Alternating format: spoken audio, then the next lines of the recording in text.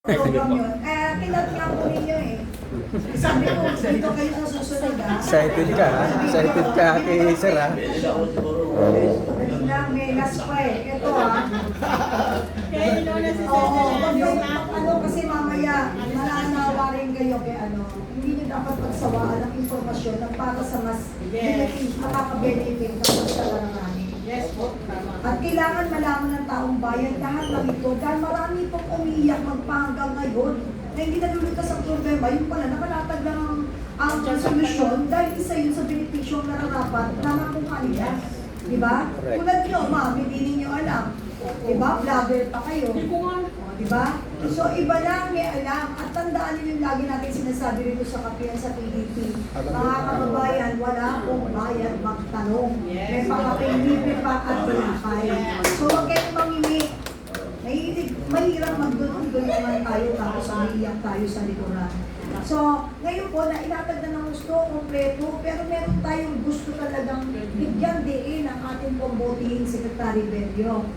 Yung sa ano po, which concrete labor and employment reform under kay Duterte's administration, genuinely improve yung workers' rights. Definitely. And that was felt by the workers. You know why? The president made sure that all laws protecting the workers are properly implemented.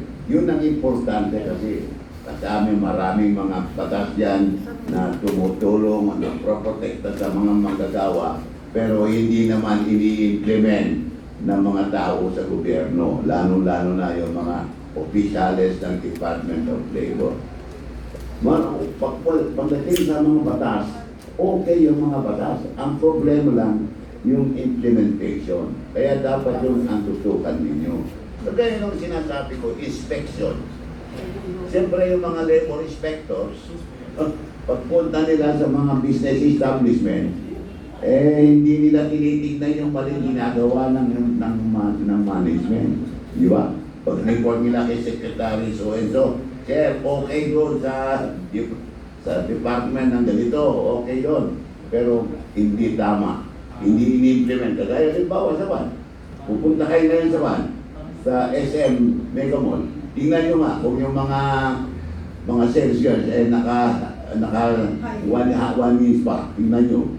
Kasi kung minsan hindi sinusunod Kagaya lalo na sa call centers, dapat merong standing break. Marami pa rin nagre-reklamo na hindi sinusunod. So it's a matter of implementation. Kaya yun ang dapat yung tutukan.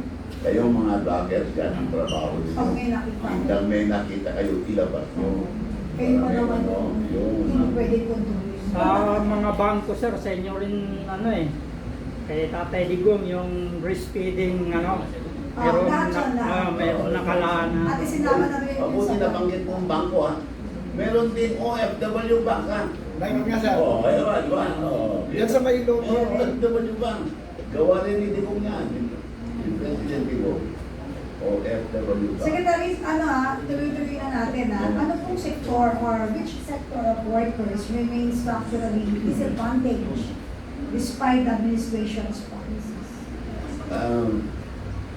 Ang tingin ko ang mga pinaka-disadvantaged workers ay yung mga nasa agricultural workers. Yun. Minsan hindi tama ang natatanggap nilang benepisyo. Kasi alam mo na unang-una, malayo yung lugar at malawak at marami masyadong mga workers. Kaya madalas ay hindi na tututukan yung proper implementation ng mga agricultural, yung agricultural workers. Sir, follow-up question po. What could government realistically have done? Alin? What could government realistically have done? Well, during our time, I think the President tried his best to see to it that the relation between management and the workers is equal. such that their ano tawag dito, their relation brings about better cooperation. Kasi yan ang napakalaga eh. Yung cooperation between management and employees. Pag hindi mo na magsama yan, naku, delikado yan. Kahit maya meron ng lockout, meron ng strike. Dapat yan, ang talaga, tutukan mo yung business relation between employees and employers. That's the only way you can maintain industrial peace and industrial success or progress. Sir, isa pa, what institutional changes in Dole will outlast the Duterte's presidency? Dami. Community, endo, ipon nyo lang. Nakakapaglag ka na. Yung nabanggit na yan. Pero parang kulang pa sa dami, no? Eh, siyempre, Parang kulang ang oras natin. Siguro yun. Last na lang tayo, yung last na lang, no? Halika kasi ang dami ko pang gusto sabihin sa inyo. Medyo naging mainit eh. Tapos dagdagan ng ating guest, sa susunod sinasabi ko sa sinira niyo yung oras, pero thankful ako. Salamat sa inyo.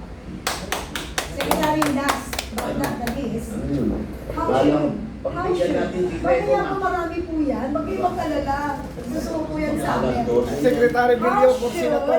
history judge the Duterte administration on labor by outcomes, by intent, or by political contacts?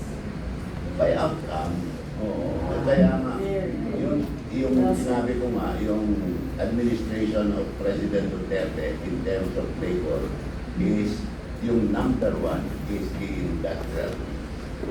Yun ang Malaking bagay. pinaka-important. Malaking bagay. Industrial. Ang galing. And for that, thank you very much, Secretary Berlio. Alam ko, nagmamadali ka ba? Kasi ganito, no?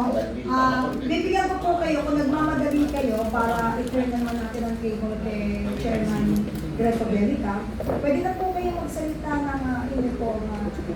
Last word. Hindi naman na. Serisan lang yun.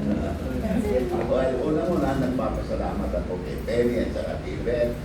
And of course, my friend, Gregor, marami rin kayo matututunan kay Gregor mamaya. Thank you for this opportunity of sharing my experience as Secretary of Labor on former President Pilo. Alam mo ba, kaya nang sinabi ko, unexpected yun. I thought I would become an ambassador. Yung pala. Pero, alam nyo,